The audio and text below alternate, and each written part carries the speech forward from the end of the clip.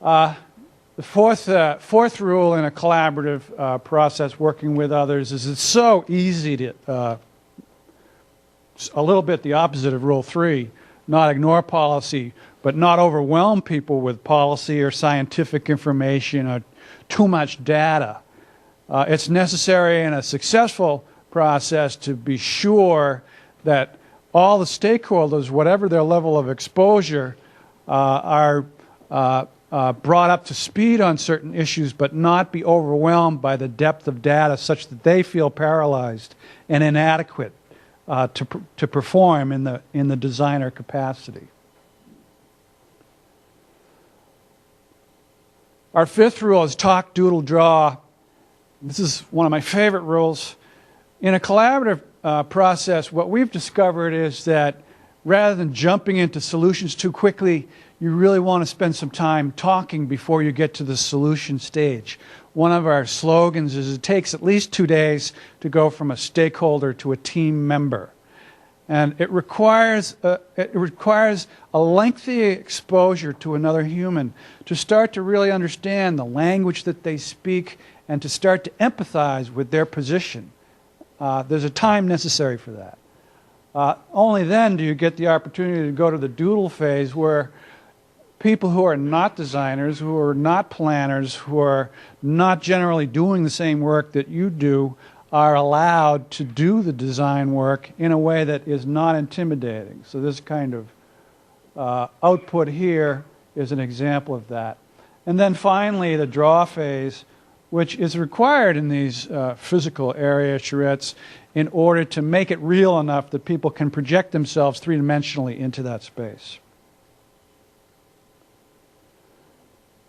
The sixth, and I think the last rule, is that it's jazz, not classical.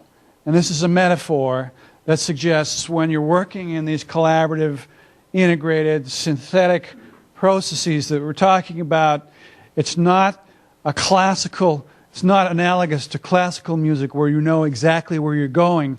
What you do know is that the people in the room are competent musicians, if you will. They play a different instrument. They can come together around a particular theme, but that they can also digress independently and collectively like jazz. And the beauty of jazz is that its beauty comes precisely from the freedom that you've allowed it.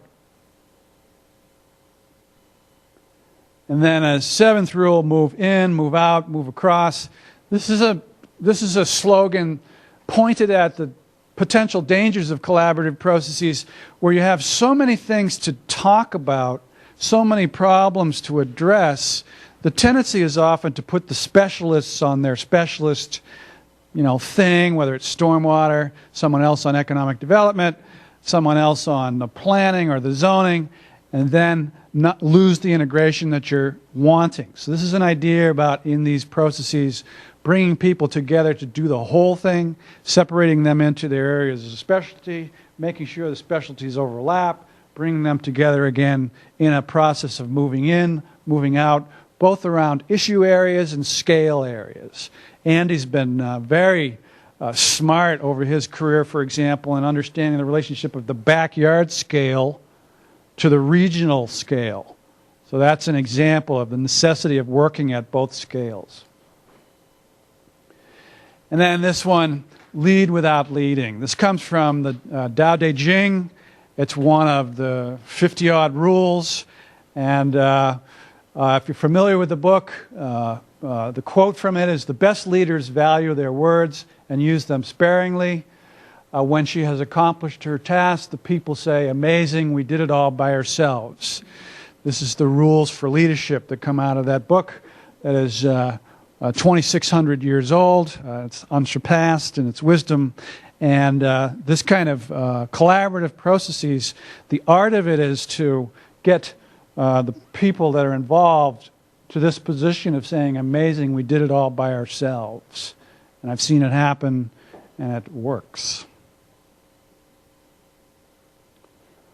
And finally, the last rule, the drawing is contract. In my business, the results are usually drawings. Doesn't have to be. There's charrette. There's other kinds of charrettes. There's other kinds of collaborative processes. but the results are usually drawings. And those drawings are important because while they may be beautiful, the real beauty of them is that they operate as a contract, that the participants who've helped to create those visions and plans feel the association with those drawings the same as if it was a signed contract. So I think I'm out of time. If I take one more minute, or should I close it?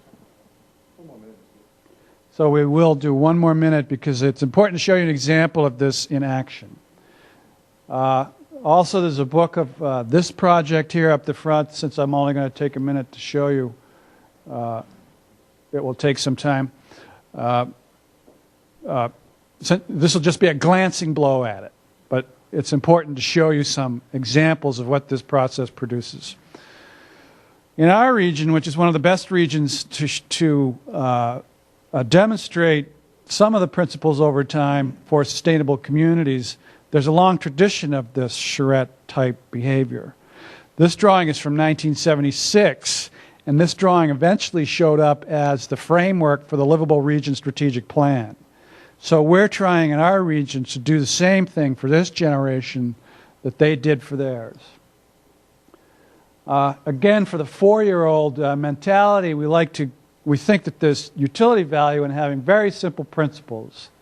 I won't read them out, but I think if you just look at one, you'll see what we're talking about.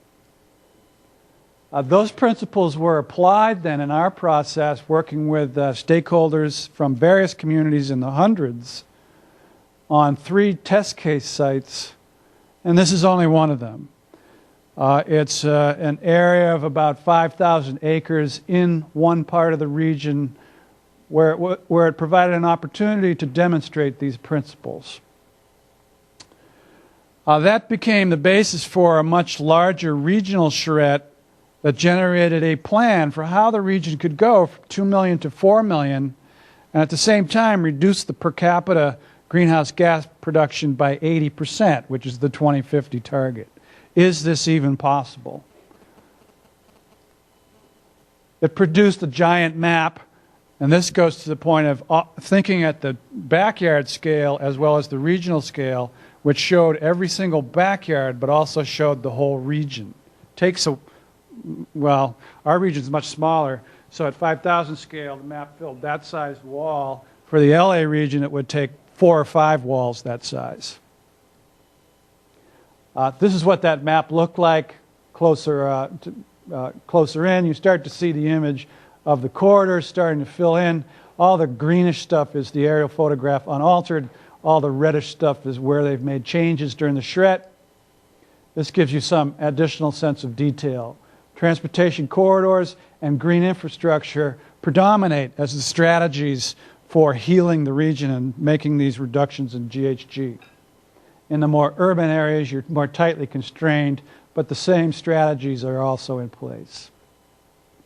So the principles are jobs close to home, different housing types, examples there of what changed, mixed-use corridors, which we think are actually quite crucial. And LA region is the paradise of actually these corridors. You folks maybe don't all know this, but LA is the best place for corridors in the whole world.